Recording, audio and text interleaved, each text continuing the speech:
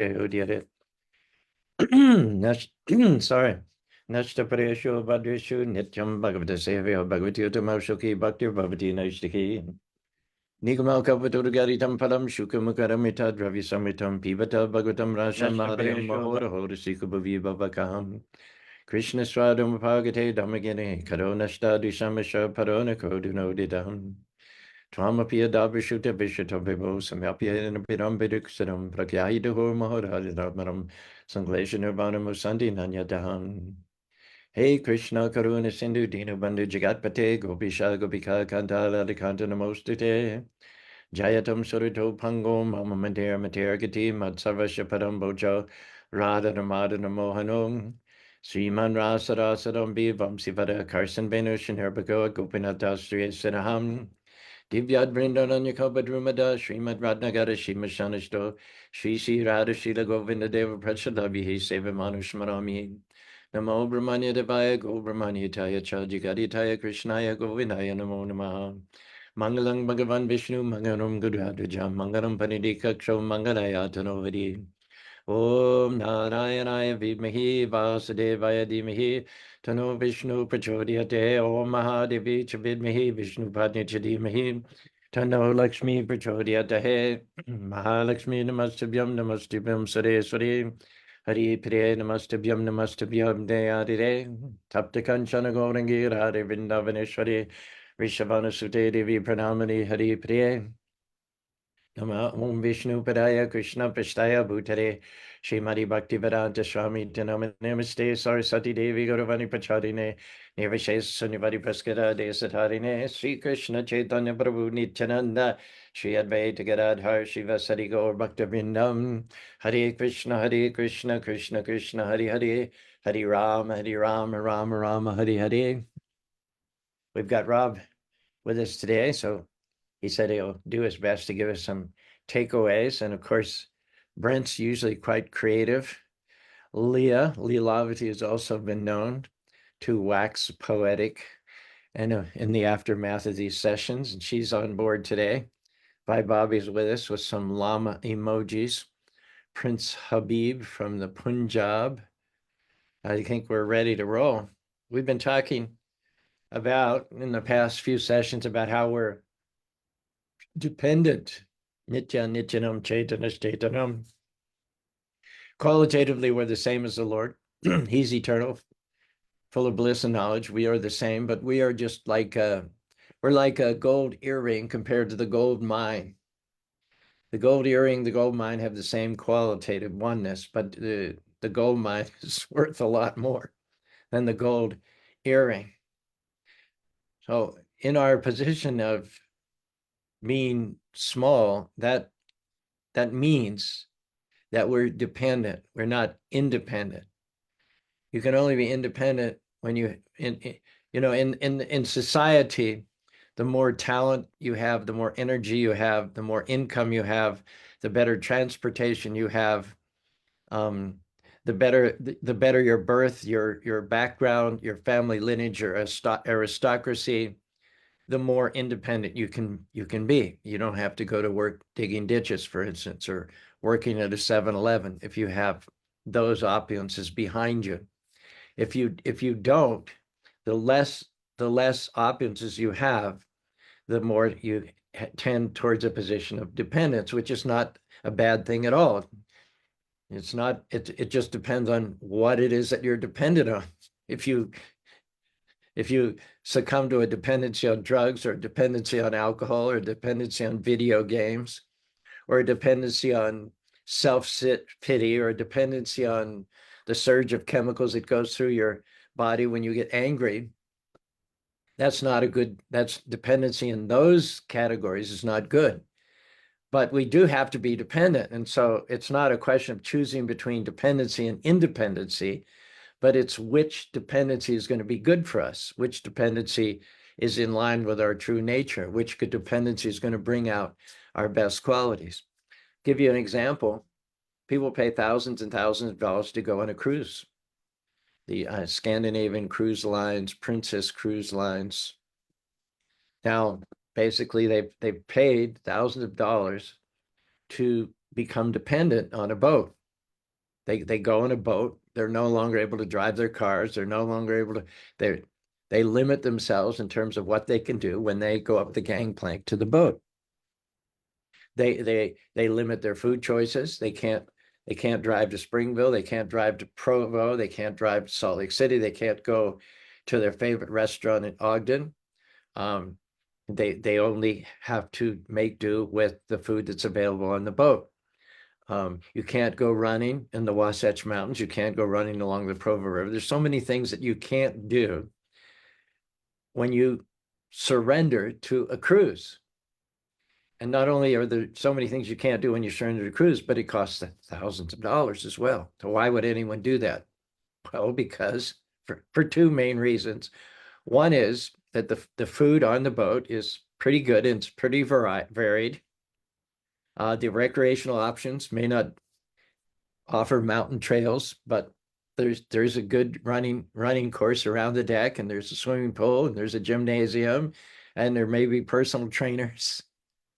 You're not sleeping at home in your bed, with your favorite foods in the fridge, but the beds in the cruise ship are probably better than your bed at home.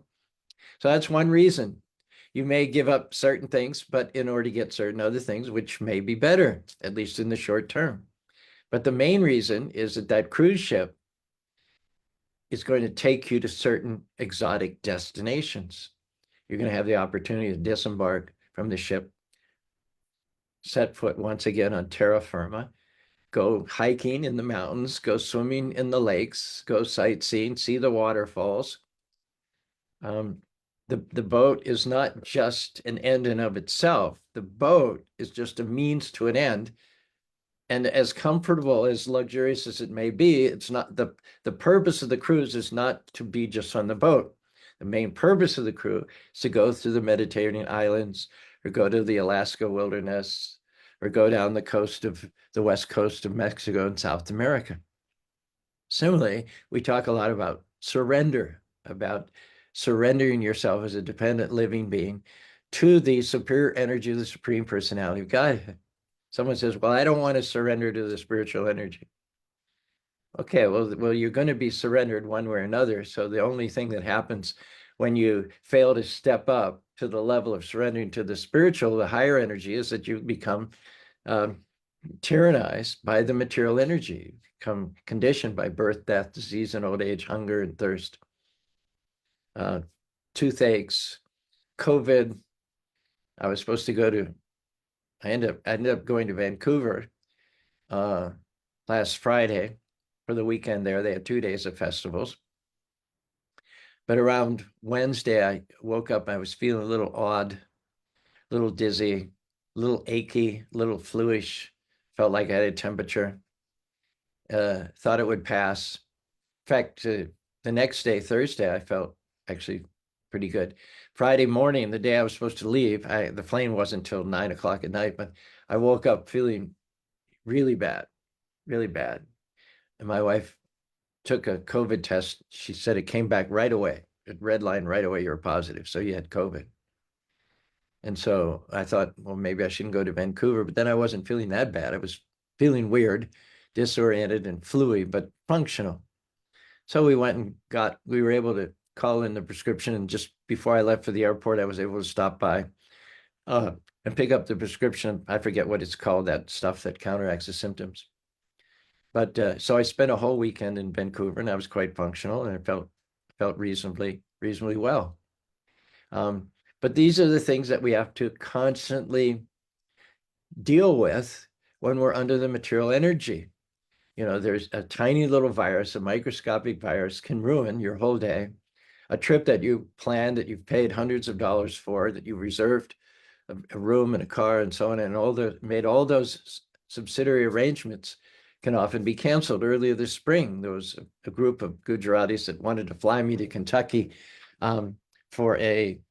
they were having a cricket tournament, and the Friday night before, to kick off the cricket tournament, they were going to have a Festival of Colors. So they paid for my ticket, they reserved a hotel room, but then that weekend it was a downpour, it's a deluge. So while the cricket tournament went on Saturday and Sunday, the Holy Festival was canceled on Friday.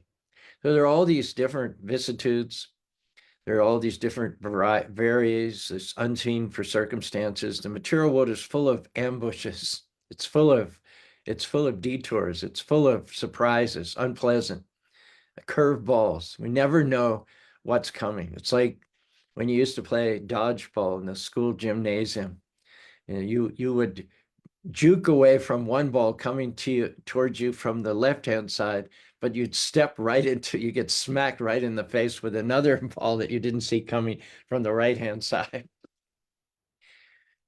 Our point being that, it's insanity to surrender the material energy when you have the option of surrendering to the unlimited, benevolent spiritual energy of God. This is the whole urging in the Bhagavad Gita. Mahatmanas tu mam partha devam prakritimash jnani bhutanam. The Mahatma is someone who's a great soul. He's open-hearted. He's open-hearted. And a Kripana is just the opposite of a Mahatma. He's a miserly person. He doesn't want to give up his might and independence. Prabhupada told the story one time on the train. This very, very poor, scrawny, deformed man boarded the train one time, and he had these sticks, these half-burned sticks. They weren't even whole. They had already been burned. He'd gone somewhere where a fire had burned for some time and then been extinguished, and he picked up the remnants and wrapped them in his cloth, and he was holding them tightly to his breast as if someone would steal them. And when he sat down, he didn't put them in the luggage rack up above. He didn't put them in the seat below. He didn't stow them in the seat in front of him or under him. He held on to them, and he's looking at everyone, giving every hard looks as if they're going to steal his half-charred pieces of wood. This is called Kripana. This is miserly. He didn't want to surrender his wood. Now, if he would give up his miserly mentality, he might actually, some valuable items, some valuable commodities might actually come his way. And if he spent less time being suspicious and uptight and paranoid, he might actually go out and get some decent work with a decent wage and have a decent standard of living. But he won't surrender to the idea of surrendering. He thinks, I will not surrender. And that obstinate, delusional mentality forces him down to the lowest rungs of animalism, virtually. Now, another man's on the train. He's got all kinds of opulences. He's got a good family. He's got a good job. He has a good place to live. He's secure. He's secure because he's surrendered to a multinational corporation. Maybe he works in India with Reliant, company Reliant. Maybe he works with Tata Steel. Maybe he works with computer company Gates or Microsoft or Google or Apple in India. Because he's surrendered to the multinational corporation, not only does he get a good salary, not only does he get medical and dental and a good because he doesn't even have to worry about gathering sticks to make a fire to keep his house warm. He just flicks a switch on the thermostat and his house is automatically warm. So he's willing to surrender his petty-minded ego in the interests of a bigger multinational cause with the benefits that come along with it. Bhagavad Gita says, Mahatmanas, Bhagavad Gita, Krishna is saying to Arjuna, be a Mahatma, be a great soul, not a Kripana, not a miserly soul. Surrender to the greatest power there is. And when you surrender the greatest power it is, it does not diminish you, it enhances you by millions and millions of times over. Krishna is saying to Arjuna, on your own, any one of these warriors, Bhisma, Dronacharya, Karna, they could defeat you on any given day. Some days you could defeat them. Some days they can defeat you. It's a toss-up, depends on what the day is. I was thinking about the recent Olympics and the fact that the difference between a gold and a bronze medal might be 2,000th of a second.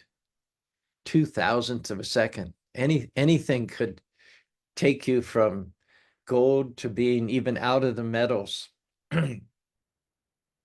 How many factors go into it and how little it takes in order for you to be out of the running, out of the top three. So we need all the help we can get. We cannot do life on our own. We haven't got the power. The most intelligent course of action is to become a Mahatma, a great soul, align oneself with the power of the Almighty God, who is our friend, who is our creator, get ourselves in the middle of what he wants for our life. And we start that process by dedicating our tongue and our ears to the chanting of the holy names of the Lord. Hare Krishna, Krishna Krishna, Hare Hare, Hare Rama, Rama Rama, Hare Hare.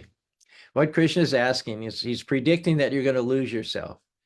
You're going to be in over your head. You're going to bite off more than you can chew. One way or another, you're going to be holding on to the tail of the tiger. So why not grab the tiger? Why not grab the tail? Why not get on the train of the Supreme Personality of Godhead instead of getting on the train of illusion, madness, intoxication, self-pity, defeatism, and negativism? If you have a choice between being that poor paranoid fellow holding onto his charred pieces of stick or riding in the first class department of the train with a nice suit on your way to a nice office to earn a salary, which pays for vacations and nice and beautiful house and family and all like that, which one would you choose? Which path of surrender would you take? Krishna says, Yeyata mam prapadyate tam sataiva mama vartmana manusha parjasarvasa. Everybody follows my path in all respect. Don't think that you can be independent. That is in itself, that sense of that hankering, that fruitless, delusional hankering for independence is the greatest shackle. The people who say, I do it my way, I won't listen to anyone, they're the ones that are the most addicted, the most depressed, the most defeated, the most hopeless. Krishna is asking you to lose yourself in his love, in his power, in his intelligence, in his wealth.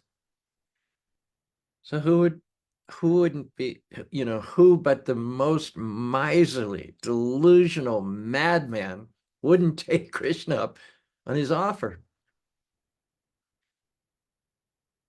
Why wouldn't you agree to lose yourself to the person that's most beautiful, the most wealthy, the most intelligent, the most funny, the best looking, and the most humble? Why wouldn't you partner with that person who happens to also be the creator of all the material and spiritual worlds? God's not asking us to do anything that he hasn't already done himself. Krishna is prompting us to lose ourselves in devotional service, in the spiritual energy, to take shelter of the spiritual energy, as opposed to losing ourselves in the material energy. When we lose ourselves in material energy, we have truly, truly, truly lost everything that's of value. When we lose ourselves in the spiritual energy, we truly, truly, truly regain and restore everything that's redemptive and valuable within ourselves. Now, God's not asking us to do anything that he doesn't do himself. He loses himself when he thinks of his devotees. Krishna he gets beside himself. To be beside yourself means that your emotions, your love have swept you away from a normal, sober, self-contained course of action. So how many times do we read that Krishna loses himself when he sees his devotees being harassed? When the 5-year-old boy, Prahlad, was harassed by his demoniac father, Krishna lost himself to the extent the normal, placid, serene, flute playing Krishna standing tranquilly by the banks of the Yamuna River in the moonlight. Where did that go? Where did that Krishna go when his father was trying to poison and trample and throw Prahlad over a cliff? Where did that flute playing Krishna go? I don't know, but the one that appeared in defense of his devotee Prahlad was a horrible, ferocious manifestation never before seen in the history of the world.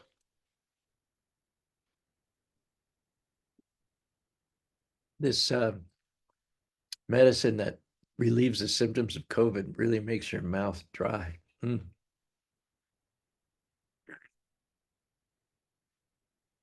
In ancient lore, we are told the story of a 5-year-old boy named Prahlad. His faith in Krishna was pure and bold. Ignited within the womb, his love shone like the moon. Krishna's chants filled his soul while his father's rage viciously unfolded. His father, Hiranyakashipu, a demon king, demanded worship and decreed that everyone his praises sing, but Prahlad in his heart yearned to be free. His father used threats and torments his son to break his son, his spirit to destroy. Though trampled, poisoned, thrown in the ocean, Prahlad's devotion remained unbroken. Through every trial, Prahlad held fast. The Lord protected him. He's passed every test. Even Holika, the demoness of fire herself, was burned on a flaming pyre. To kill the demon, the Lord emerged from a pillar with a mighty roar. Narasringa, half man, half lion, tore the demon apart. Prahlad pleaded in Nrsinga with a tear in his eye, Lord, please hear my cry. Though my father was blinded by pride, consumed by hatred, please break into his darkness and let mercy preside. Prahlad's devotion conquered all. The Lord made an exception for his father, and out of his broken body offered redemption for the soul. May the story of Prahlad forever be told. His faith was untamed despite a demon king's rage. Devotion was his armor, come what may. Krishna's names never left his lips. May the fame of those who proclaim the glories of the Lord live forevermore. Davakara Kamalabarenakam Bhutashringam Dalita Hiranyakashipu Tanu Bringham Kesavadvita Narahare Rupam Jaya Jagadisha Hari Jaya Jagadisha Hari Jaya Jagadisha Hari. Who was that half man, half lion, ferocious apparition of a Lord who appeared before Nrsingadev, before Hiranyakashipu, if not a manifestation of the Lord's losing himself out of concern for his devotees? There was a story also of Akbar, a Muslim king, former king of India, 1600s or so, 1700s, I don't know. And the Muslim theology is pretty impersonal. You know, it's not that they rule out a personal form of God, but they don't know anything about it, and so they just worship the energies of the Lord pretty much. In fact, there are restrictions, there are taboos on referring to God by any particular name other than Akbar, which just means to say that God is great. So Akbar asked one of his Vaishnav ministers, he surrounded himself with the wisdom of the bhaktas. Why does God have to appear like he did with Nrsinga to save his own devotee? Why does he personally have to do that? He's in charge. Natasya karam karam chabidite natat samaschabyadikas parasya shaktir vivavishute shrabhavika balaganakariha. God himself is full. He contains within himself all potencies. Therefore, the creations of the Lord, the emanations of the Lord, such as the planets and the universe in this phenomenal world, each and every manifestation of the Lord is also full. It reflects the fullness of the Lord. Every planet is fully equipped to provide food, water, housing, reproductive opportunities to all the various species of life. And God himself enters then into each and every creation as Shirodakshai Vishnu, who resides within the atom with the hearts of all living beings. So if there's some demon causing a disturbance, why couldn't God just take care of it remotely? Why does he have to come himself? He could cause that demon to get AIDS and die in a respirator. He could give that demon a heart attack like he almost did with the Kazi in Chaitanya Lila, like he did with Mr. Nair, who tried to obstruct the purchase of the Bombay land. Krishna doesn't, why would God, if he's all powerful, have to come personally? There's no logic to it. So this particular Vaishnav to whom Akbar asked the question didn't answer right away. He said, give me, just don't press me for an answer right away. I will show you, I will demonstrate to you the reason why God comes personally. So a few days later, Akbar was walking along one of the canals. There are waterways that bring water and take away sewage and so on and so forth from the city. Quite deep canal, the water rushing at a brisk pace. Akbar was there with his 3-year-old son, as well as some of his bodyguards who were handpicked from his vast army as the most athletic and the most skilled in martial arts. He also had some of his generals along with him. And the little boy, I don't know if we don't know how this happened. Maybe the minister who was also on the walk, maybe he gave him a little shoulder nudge. We don't know that detail, but the little boy all of a sudden pitched sideways into the canal. So what do you think the king did? He had any number of decathlon swimmers right at hand. He could have said, you go, jump in, bring him out. He had his generals.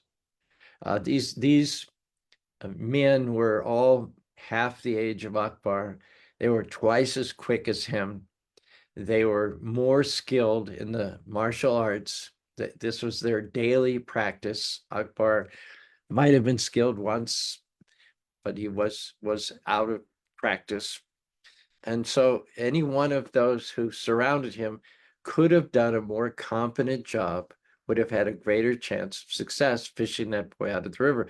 But before anybody could blink an eye, before any of those bodyguards or generals who had lightning fast reflexes could respond, Akbar himself was already in the water, grabbing his son by the collar and pulling him towards shore. Now, why, logically speaking, what would be the logic?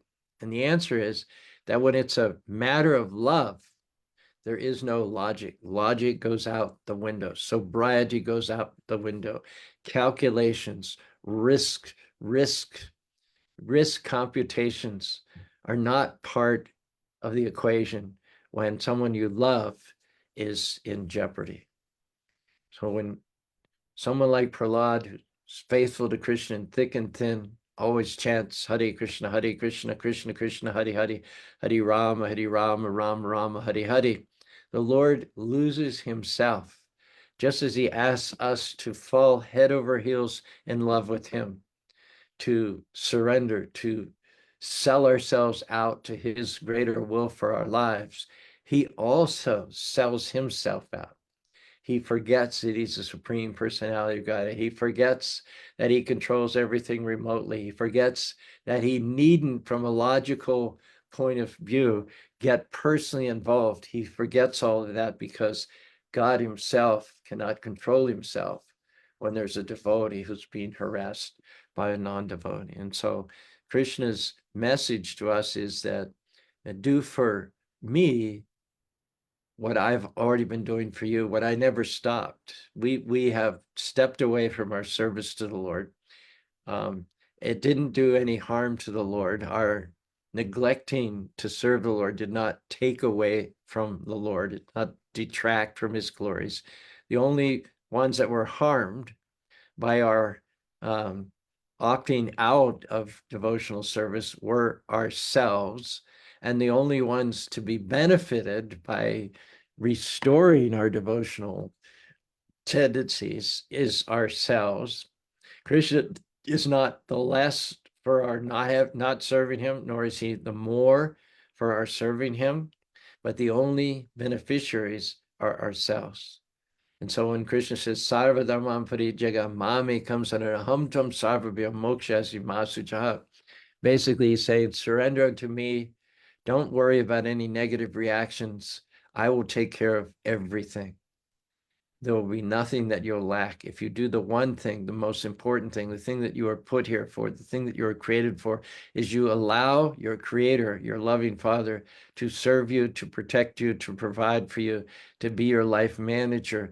There will be nothing else that you have to be concerned with. And so we shouldn't just chant when we get time. We shouldn't chant as an extracurricular activity. We should chant in the beginning of our day as the most important part of our day. It's said that we have things to do in this short span of life, which are important. And also in this short span of life, we have things which are urgent.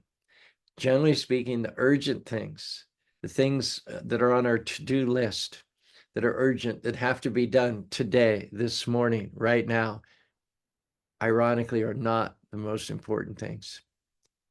If you put off the urgent things, there'll be no negative feedback. Krishna himself promises you his protection, his immunization.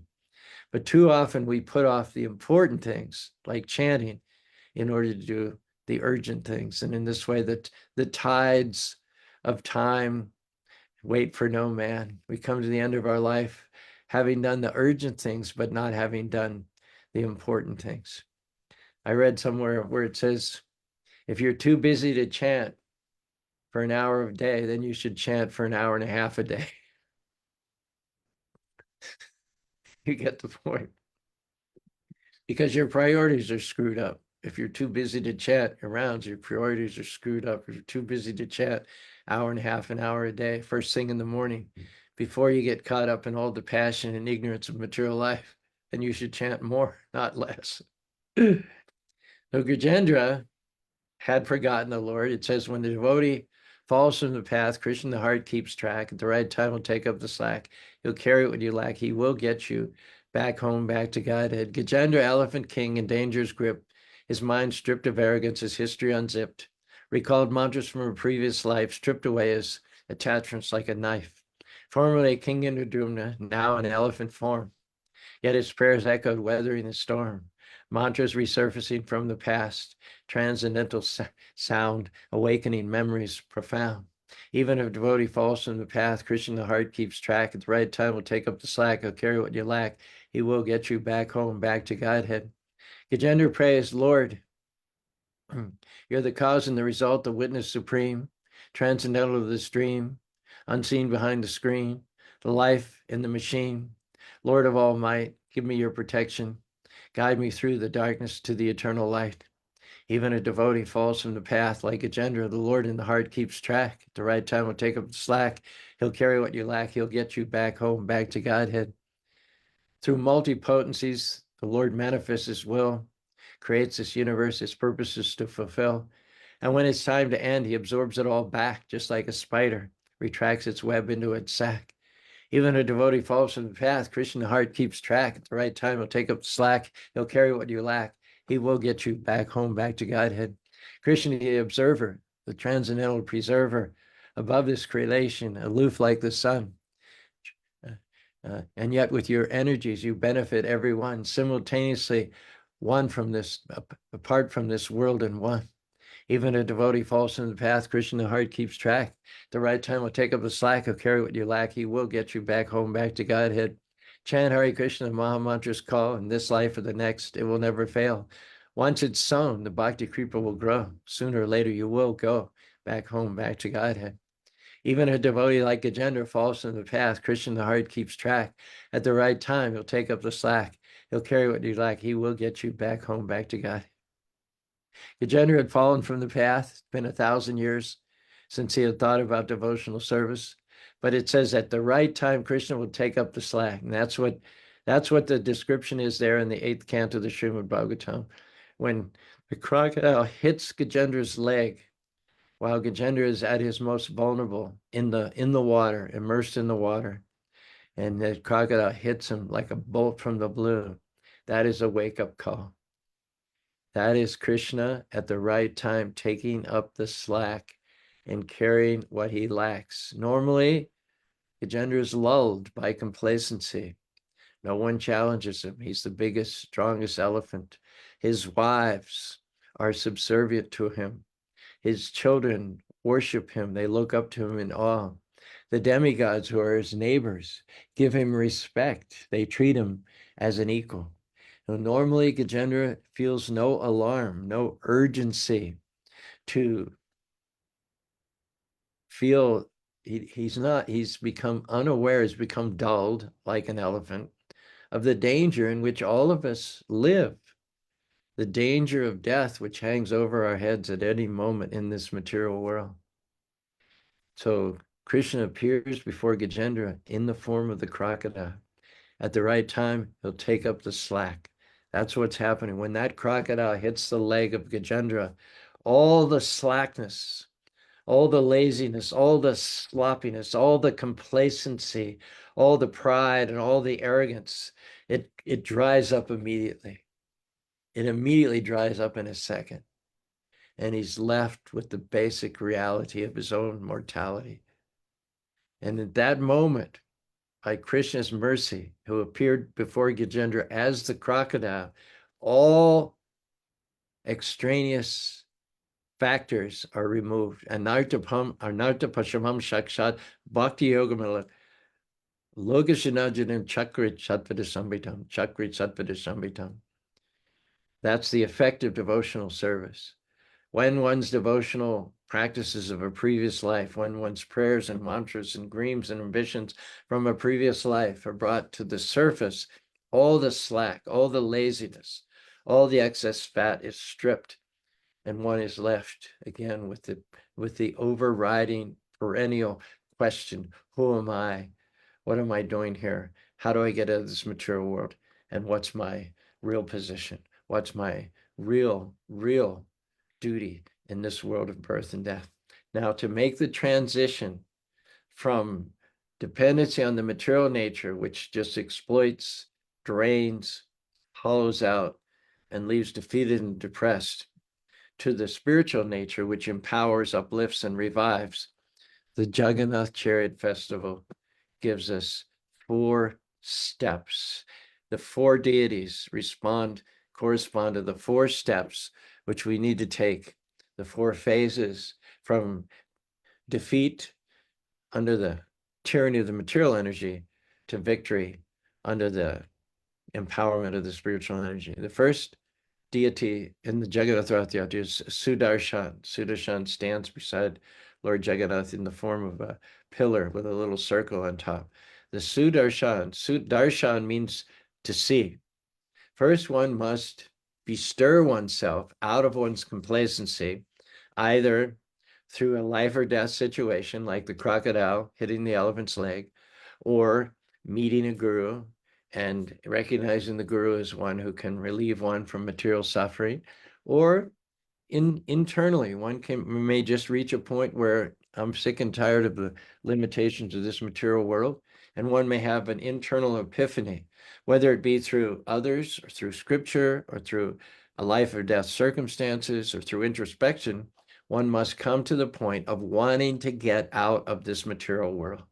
And then when one wants to see the difference between shadow and substance, illusion and reality, that is a very auspicious mindset. So therefore, the symbol of that is called Sudarshan. Su means very auspicious.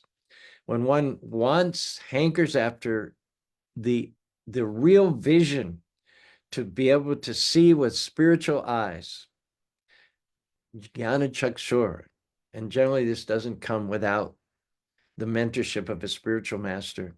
One wants to see the Lord, one wants to realize self as a soul, and one wants to get back to home, back to God. That's called Sudarshan. That's a very auspicious vision. Next, we come to Baladev. We just celebrated Balaram Purnima two days ago. Balaram is the guru. Balaram is Guru Tattva. Guru appears when the disciple is ready. When you want Sudarshan, you want the auspicious vision of the truth, then in response to that hankering of your heart, Krishna sends you a guru. Seek and you shall find. Brahmanda Brahmite Kono Bhagavana Jiva Guru Krishna Prasade Pai Bhakti Latabish. When one is sincere from within one's heart about understanding the truth, then in response to that sincere plea, that sincere mood, the Lord, who's also within the heart and who intimates your desires, just like you intimate a flower through its fragrance, the Lord will send you a guru. Sometimes we hear people talking about selecting a guru or looking for a guru. The guru will select you. You don't have to look for a guru. You simply have to become sincere in your heart to solve the basic problems of birth, death, disease, and old age. And when you're seriously and sincerely desirous of a solution, a permanent solution to all the miseries of material life, be confident that Krishna will send you that solution. Krishna wants nothing more than to get us out of this material existence. Krishna has always wanted it. During the times when we've totally forgotten who we are and why we're here, through the many lifetimes that we've totally given ourselves over, thrown ourselves towards sense gratification, Krishna has very patiently awaited. He's accompanied us. He's witnessed our transgressions. He's given us slack. He's extended us mercy and grace, all towards that moment when we sincerely desire a solution to those problems. Don't doubt. Don't hesitate. Krishna has been there all along. He won't fail you. Example is given that a sleeping person cannot see the person who's awake. So we talk about looking for a guru, but you're asleep. You're in ignorance. How are you going to find the guru? How are you going to find the light? Because you're deep in your dream state. You're deep in darkness. You're cozy under your covers. You're in deep. You're submerged in the mode of ignorance.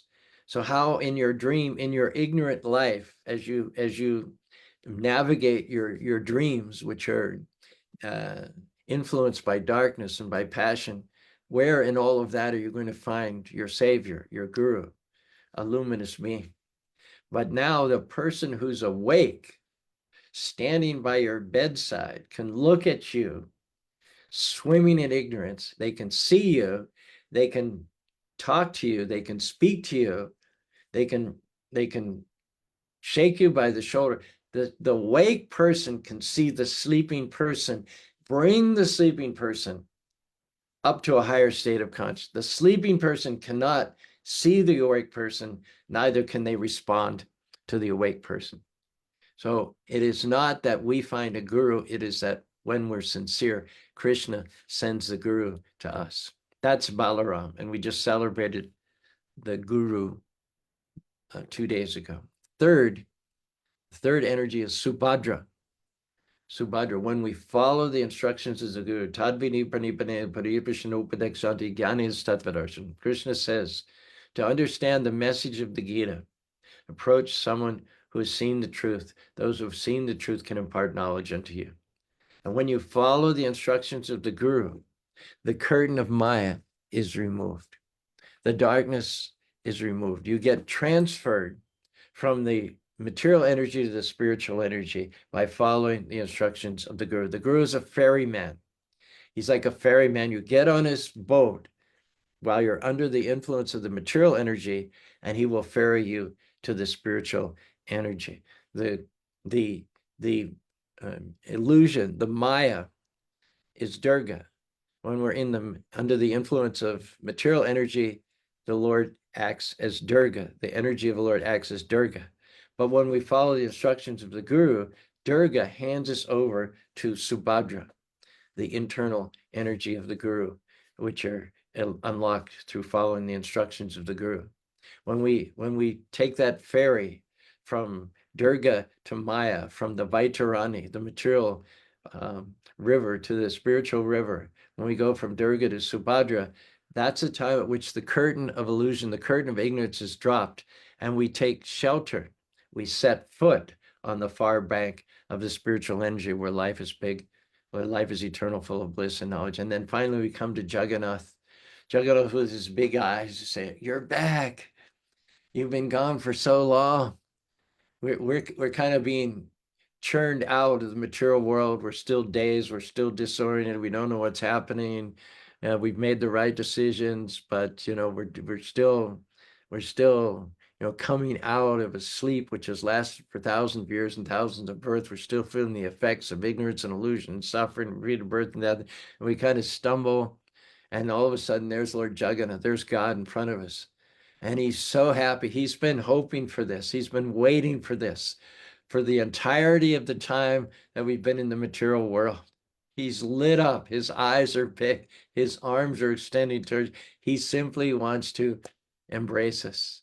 He's more eager to see us back than we are. It gradually dawns on us through the enthusiasm with which the Lord receives us, how he's always been our friend. He's always been there. He's always looked out for our best interests.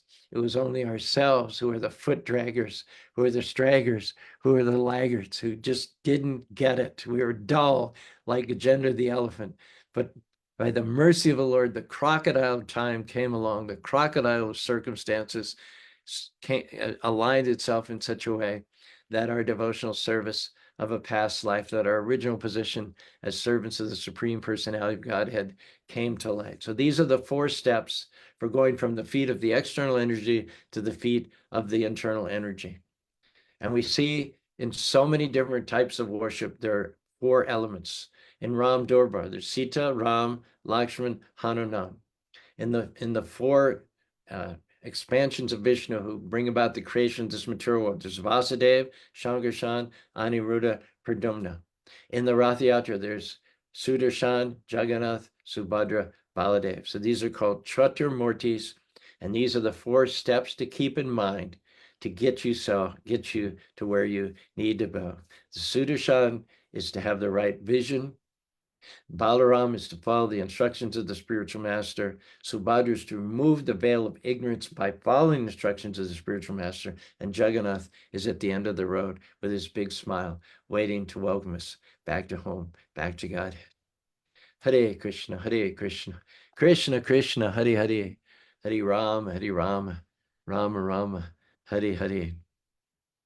All right, Rob, can you read them to us, or are you just going to send them to us? Okay, I think Rob's on the road, but he promised me he would write some takeaways and send them to us. So we'll count on. I sent them, Prabhuji. I emailed them and texted them to you. Okay, thank you. So I won't read them out because Rob's on the road, but I will post them shortly. So stay tuned. Stay on this Facebook page or come back to it in 15 minutes time. In the meantime, let's see what offerings we have on the comment section here. We have, having jumped in, Brent, Britta, Prince Habib from Pakistan, Lilavati, my favorite Uber driver, Lyft driver, sorry. Oh, Uber. I don't know. By Bobby, my favorite wife. Sometimes people say my first wife.